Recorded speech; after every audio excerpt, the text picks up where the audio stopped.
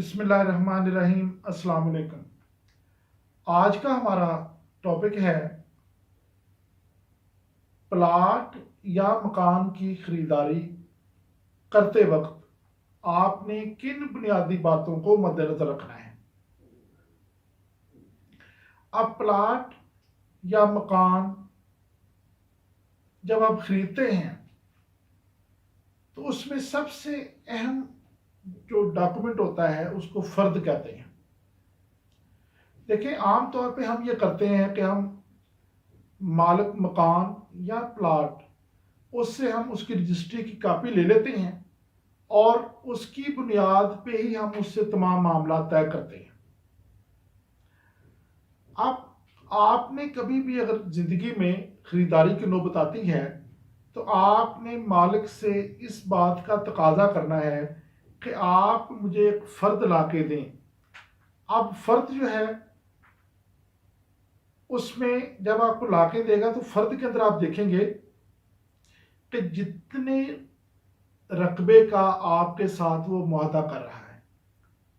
फ़र्ज़ करें अगर आप 5 मरले जगह ख़रीद रहे हैं या आप 10 मरले जगह ले रहे हैं या आप एक बना हुआ मकान ले रहे हैं, तो वो जो फ़र्द है उस फ़र्द के में बाकायदा लिखा होगा 5 मरले या 10 मरले लिखा होगा उसके अंदर, और उसी के फ़र्द के अंदर लिखा होता है कि इस पे कोई स्टे या कोई हुक्म इम्तनाई मौजूद नहीं है। और एक और लफ्ज़ जिसका आपने बड़ा ख्याल रखना है वो लफ्ज़ लिखा होता है फ़र्द बराए बै सकनी। बै सकनी, बै का मतलब होता है यानी ये बेचने के लिए आपको दे रहा है, तो उसमें उस फ़र्द को आपने देखना है और उस फ़र्द को आप उससे कापी लेके उस फ़र्द को आप वेरीफाई करें। मुतलका रेवेन्यू डिपार्टमेंट जो है, मुतलका तहसीलदार का ऑफिस जो है या जो मुतलका पटवारी है, वहाँ जाके देखें कि आया वो जो फ़र्द है उसका रिकॉर्ड वहाँ पे दर्ज है। अगर उसको आप वेरीफाई हो जाती है तो उससे अगला मरहला ये होता है कि जब आप उससे मुआहदा बै करेंगे, ख़रीदारी से पहले आप उससे एग्रीमेंट टू सेल कहते हैं उसको, आप एग्रीमेंट टू सेल करें। उस एग्रीमेंट के अंदर आप उस फ़र्द का जिक्र करें, उसका नंबर मेंशन करें, उसकी तारीख मेंशन करें और उसी एग्रीमेंट में आप लिखें कि जो बकिया जो आप उसको अदायगी करेंगे वो किस तरह से की जाएगी।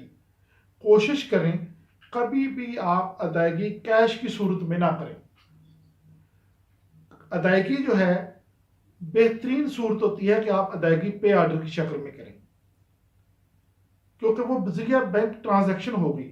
और आप इस बात को उस एग्रीमेंट टू सेल जो है या मुआहदा बराए बै जो आप कर रहे हैं उसके अंदर लिखें कि अदायगी किस तरह से होगी, किस शक्ल में अदायगी की जाएगी। ये करने के बाद फिर आप अगला जो मरहला है कि फिर आप जब बकिया अदायगी करेंगे, खरीदारी करेंगे, तो जो स्टाम्प मिलते हैं आपने देखना यह है कि ऑनलाइन सिस्टम है, वो स्टाम्प जो है मुतलका वो आप देखें कि उनका ऑनलाइन चलान जो है वो आपके नाम से और मालिक दोनों के नाम से चलान जमा है। वो चलान की कॉपी आप ज़रूर लें और उसके ऊपर अपना नाम चेक करें, अपना आईडी कार्ड नंबर देखें, जो मालिक है उसका देखें नाम, उसका आईडी कार्ड नंबर देखें। अगर ये चीज़ें ठीक हैं तो फिर आप अगला मरहला जो है ख़रीदारी का उससे करें। अगर आप ये बुनियादी काम कर लेंगे, 2 बातें आपको मैंने बुनियादी बताई हैं कि मुआहदा बराए बै करें और उसके करने के साथ आपने फ़र्द बराए बै ज़रूर लेनी है।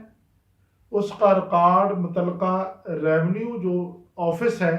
तहसीलदार का ऑफिस या पटवारी, वहाँ से आपने उसका रिकॉर्ड को वेरीफाई करना है और अदायगी जो है आपने एग्रीमेंट टू सेल में ये बात वाज़े तौर पे लिखनी है कि आप अदायगी किस सूरत में करेंगे।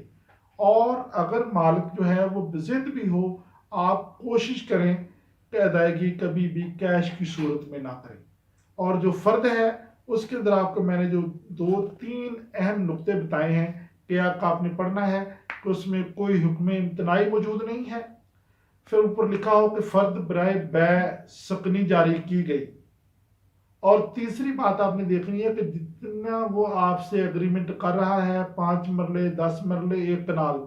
جتنا وہ اگریمنٹ کر رہا ہے کیا اتنی جگہ اس کے اندر مینشن کی ہوئی ہے کہ ٹوٹل کا اتنا حصہ آپ کے ساتھ وہ اس ایگریمنٹ میں آپ کو دے رہا ہے. اگر آپ ان باتوں کو مد نظر رکھیں گے تو انشاءاللہ آپ کبھی بھی کسی بھی مستقبل میں پریشانی کا شکار نہیں ہوں گے. اور اگر آپ ایک اور کام یہ ہے کہ فرد آپ جو پیمنٹ ہے